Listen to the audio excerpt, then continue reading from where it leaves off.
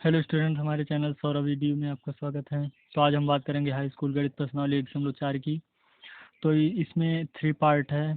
तो 3 सवाल में से हम पहला सवाल देखेंगे।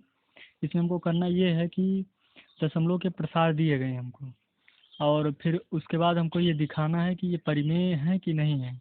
दशमलव प्रसार हैं तो ये परिमेय है या नहीं है, और यदि अगर परिमेय है तो इनका जो P/Q होगा, यानी कि जो हर होगा वो किस रूप का होगा, इसके बारे में आप क्या कह सकते हैं, यही पूछ रहा है। तो सवाल नंबर 1 हम देखेंगे। तो पहला सवाल है 43.1 2 3 4 5 6 7 8 9। तो ये सवाल है। तो सबसे पहले इसको जानने से पहले ये जान लें कि हमने इससे पहले एक वीडियो बनाया है, उसमें ये बताया था कि परिमेय संख्याएं क्या होती हैं। तो उसमें हमने ये बताया था कि जो दशमलव ऐसा ऐसा कोई दशमलव प्रसार जो कुछ अंकों तक जाने के बाद समाप्त हो जाता है, वो हमेशा एक परिमेय संख्या होती है। अगर इसको हम एग्जाम्पल ले लें तो ये दशमलव के 9 अंकों तक जाने के बाद समाप्त हो गया है। 1 2 3 4 5 6 7 8 9 दशमलव के 9 अंकों के बाद इसका प्रसार खत्म हो गया है। तो इस दशा में ये परिमेय संख्या होगी, क्योंकि जितने भी दशमलव प्रसार निश्चित सीमित अंकों तक जाने के बाद समाप्त हो जाते हैं तो परिमेय संख्याएं होती हैं। तो अब कह रहा है कि इसको P/Q के रूप में कैसे लिखा जाएगा। तो बहुत ही आसान है। तो हम क्या करेंगे कि इसको P/Q के रूप में बदलने के लिए 5 6 7 8 9 बटा में इसके 1 है, और जितने अंक पर यहाँ दशमलव है उतना जीरो लगा देंगे। 1 2 3 4 5 6 7 8 9। तो हम 9 जीरो लगा देंगे। या एक तरीका ये है कि जितने अंकों पर दशमलव है, यानी कि 1 2 3 4 5 6 7 8 9, इकाई दहाई सैकड़ा हजार 10,000 लाख 10 लाख करोड़ 10 करोड़, यानी 10 करोड़ से अंश में 10 करोड़ से हर में गुणा किया जाएगा। और जैसे ही इतना करेंगे तो ये दशमलव हट जाएगा। तो अब अंश में बचा 43 12 34 56 78 9, और बटा में 1 के बाद हो जाएगा 9 जीरो। 5 6 7 8 9 जीरो हो गया। अब तुरंत हम यहाँ लिख देंगे कि यहाँ किनारे लिख देंगे कि यह P/Q के रूप में है, इसलिए यह एक परिमेय संख्या है।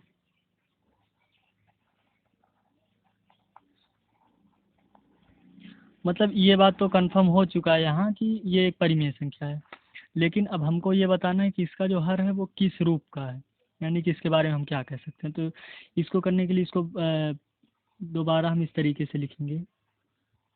34 56 78 9 बटा ये 1 के बाद 9 जीरो, इसका मतलब इसको हम लिख सकते हैं 10 की घात 9, 10 की घात पर 9। और 10 की घात 9 ये वैज्ञानिक प्रसार है, क्योंकि 1 के बाद जितना जीरो होगा उतना 10 की घात पर लगा देते हैं। और इसके बाद ये हो जाएगा 43 12 34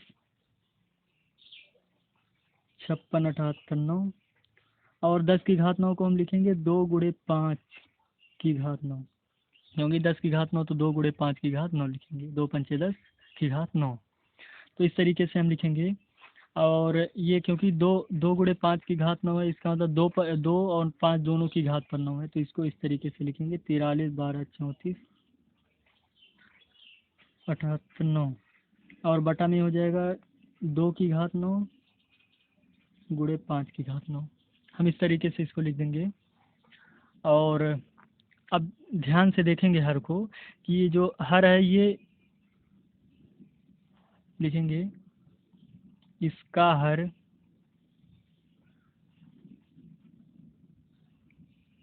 इसका हर 2 to the power n into 5 to the power m के रूप का है। तो मतलब कि ये सबसे पहले ये बताना था कि ये परिमेय संख्या है या नहीं। तो पता चल गया कि ये परिमेय संख्या है, P/Q के रूप में लिख सकते हैं। फिर ये बताना था कि इसका हर किस रूप में है। तो इसका हर जो है 2 to the power m n into 5 to the power m के रूप का है, ये बता चुके हैं। क्योंकि अगर परिमेय संख्या होती है तो इस रूप में जो है लिखा जाता है उसको। अब आते हैं सवाल नंबर सेकंड पर। तो सवाल नंबर दूसरा है, यह है कि 0.12 जीरो, फिर 1 2 डबल जीरो, 1 2 ट्रिपल जीरो और 1 2 4 जीरो, डॉट डॉट लगा है। इस सवाल को ध्यान से हम देखेंगे कि इसका जो दशमलव का प्रसार है ये लगातार बढ़ता जाएगा। कहने का मतलब ये मतलब कि आवर्ती भी नहीं है, ये अशांत है। इसका दशमलव प्रसार अशांत है या अनावर्ती है, क्योंकि 1 2 0, 1 2 double zero, 1 2 triple zero, 1 2 4 zero, फिर 5 0, 1 2 6 0, इस तरीके से इसका प्रसार अनंत इन्फिनिटिव अंकों तक है। तो क्या लिखेंगे कि हम कि इसका दशमलव प्रसार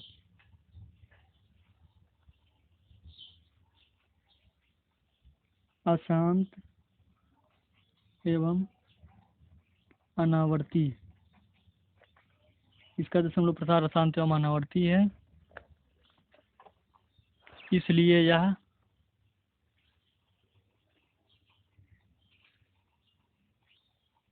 परिमेय संख्या नहीं।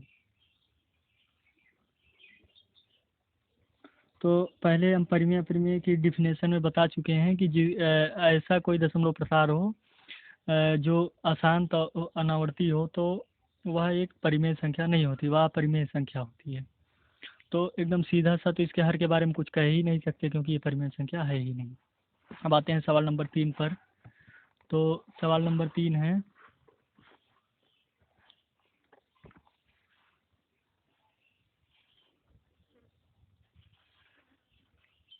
43.12345678 9 और इतने पर पूरे पर बार लगा है। तो ध्यान से समझेंगे कि ये बार लगने का मतलब ये है कि इसका बार बार रिवीजन होगा, यानी कि ये रिपीट होगा, बार बार दोहराया जाएगा। इसको दोबारा पढ़ेंगे ऐसे कि 43.1 2 3 4 5 6 7 8 9, फिर 1 2 3 4 5 6 7 8 9, 1 2 3 4 5, मतलब इस तरीके से बार बार उसका जो है बार बार दोहराया जाएगा। तो इसको इस टाइप के सवालों को सॉल्व करने के लिए हम क्या करते हैं, यक्स मान लेते हैं। तो लिख देंगे कि माना यक्स बराबर 43.1 2 3 4 5 6 7 8 9, इसको हम यक्स मान लेंगे। और यहाँ बार लगा है तो बार लगा देंगे और इसको समीकरण 1 मान लेंगे। अभी बताते हैं क्यों मानेंगे। तो सबसे पहले क्या करेंगे, इस टाइप के सवालों में हम यक्स मान लेते हैं उसको, और फिर अब इसको यहाँ पर जितना बार लगा इसके बाद फिर यही दोहराया जाएगा 1 2 3 4 5 6 7 8 9। तो देखेंगे दशमलव कितने अंक पर यहाँ लगा है, 1 2 3 4 5 6 7 8 9, यानी कि इकाई, दहाई, सैकड़ा, हजार, 10,000, लाख, 10 लाख, करोड़, 10 करोड़, मतलब 10 करोड़ से दोनों पक्षों में गुणा करने पर। तो लिखेंगे कि अभी बताते हैं क्यों ऐसा, मतलब जितने पर बार लगा रहेगा उतने जीरो वाली संख्या से दोनों पक्षों में गुणा होगा। तो जितने अंक पर, इसको ध्यान देंगे, बार जितने अंकों पर लगा होगा उतने से, 9 अंकों पर लगा तो 9 जीरो वाली संख्या से गुणा करेंगे। तो लिखेंगे कि दोनों पक्षों में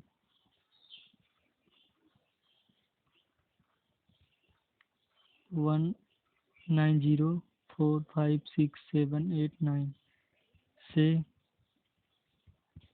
गुणा करने पर, दोनों पक्षों में इतने से गुणा कर देंगे। और तो इधर हो जाएगा 190 में 10 करोड़ होगा, 5 6 7 8, और इधर हो जाएगा 43.1 2 3 4 5 6 7 8 9, और फिर यहाँ से दशमलव, फिर वही वाला 1 2 3 4 5 6 7 8 9, डॉट पॉइंट लग जाएगा। मतलब कि ये समाप्त नहीं होगा, ये बार बार इसका रिवीजन होगा। तो दशमलव खिसक के यहाँ तक 1 2 3 4 5 9 के बाद फिर वही रिपीट होगा बार बार। तो अब हम क्या करेंगे, इसको समीकरण 2 मान लेंगे और समीकरण 2 में से एक को घटा देंगे। तो लिखेंगे समीकरण 2 में से समीकरण 1 को घटाने पर, समीकरण 2 में से समीकरण 1 को घटा देंगे। तो पता होगा घटाया कैसे जाता है, राइट वाले साइड से राइट वाला, लेफ्ट वाले से लेफ्ट वाला। तो ये हो जाएगा, ये 10 करोड़ में से यक्स घट जाएगा। तो हम इसको पहले से ही घटा चुके हैं, सभी लोग घटा लेंगे। तो 10 करोड़ एक्स में से एक्स घटाएंगे तो आएगा 99, मतलब कि इकाई, दहाई, सैकड़ा, हजार, 10,000, लाख, 10 लाख, करोड़, 10 करोड़, अरब, 1 अरब है। तो 1 अरब एक्स में से एक्स घटेगा तो आएगा 99 करोड़, 99 लाख, 99,999। इतना एक्स आएगा। 3 3 6 3 9 एक्स बराबर। और जब इधर हम घटाएंगे तो हम पहले से ही घटा चुके हैं कि समीकरण 2 में से समीकरण 1 को घटाया जाएगा। तो समीकरण 2 में से समीकरण 1 को घटाने पर ये आएगा 43, 12, 34, 56, 789 है, तो यहाँ 46 हो जाएगा और कोई फर्क नहीं पड़ेगा। और फिर यहाँ से एक्स की वैल्यू फाइंड कर लेंगे। तो एक्स की वैल्यू आ जाएगी 43, 12, 34,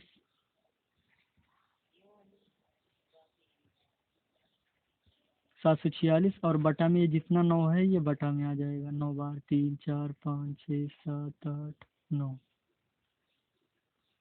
ठीक है। अब क्या करेंगे कि हम दोनों को काट देंगे। 99 करोड़, 99 लाख, 99,999।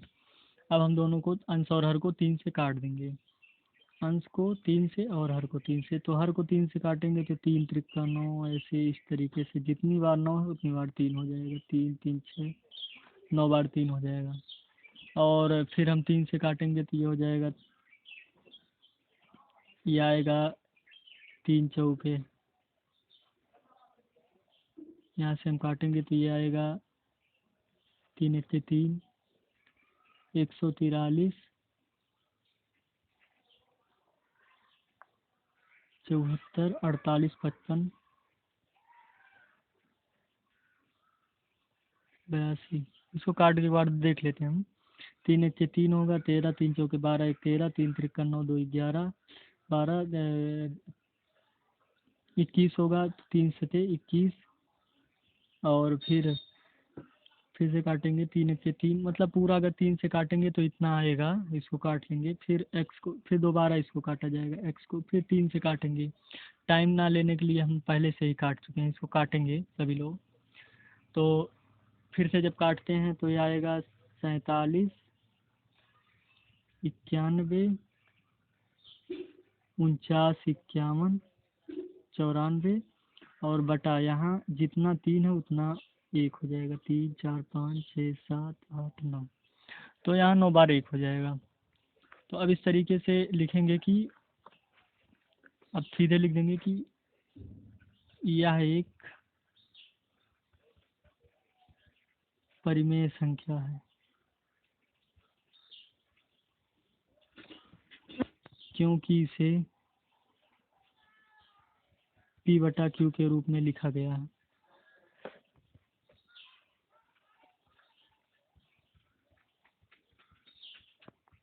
लिखा जा चुका है। और फिर उसके बाद लिख देंगे परंतु इसका हर 2 to the power n into 5 to the power m के रूप का नहीं। बस यही कहना है। मतलब कि इसका हर जो है 2 to the power m into 5 to the power m के रूप का नहीं है। तो एक बार फिर से देख लेंगे। तो सबसे पहले क्या किया गया है, इसको यक्स माना गया है। 43.1 2 3 4 5 6 7 8 9 बार लगा है, तो इसका मतलब बार बार इसका रिपीट होगा, वो दोहराया जाएगा। फिर दोनों पक्षों में जितने जितने अंक पर बार लगा उतनी जीरो वाली संख्या से गुणा करेंगे, यानी कि 1 अरब से गुणा किए हैं। 1 अरब एक्स बराबर, इधर से ये दशमलव उड़कर यहाँ पर 9 अंक पीछे चला जाएगा, फिर से वही रिपीट होगा। समीकरण 2 इसको मान लेंगे, 2 में से 1 को घटा देंगे, तो 1 अरब एक्स में से इतना घटाएंगे 99 करोड़, 99 लाख, 99,999 एक्स आएगा। इधर घटाने पर ये 89 यहीं से घट जाएगा 43, तो आएगा इतना, केवल यही 46 हो जाएगा 89 की जगह। और फिर इस तरीके से जो है अब 3 से काट देंगे आंसर को, तो इसको P बटा Q के रूप में लिखा जा सकता है।